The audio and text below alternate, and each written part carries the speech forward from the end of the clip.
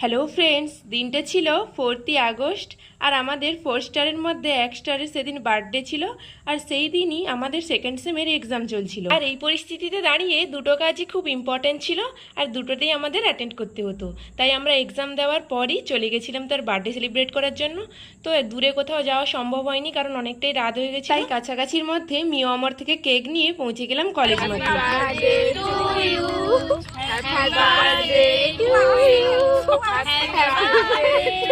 আর এই হলো আমাদের মিষ্টি বার্থডে গার্ল। আর কেক কাটার পর সবাইকে একে একে কেক খাইয়ে দিয়েছিল। তো বার্থডে গার্লের এখানে বোন, মা সবাই উপস্থিত ছিল, তাই সবাইকে একে একে কেক খাইয়ে দিয়েছিল। আর আমি সেখানে বসে বসে ক্যামেরা নিয়ে একটু ঢং করে নিয়েছিলাম। নেক্সট পালা এলো গিফট দেওয়ার।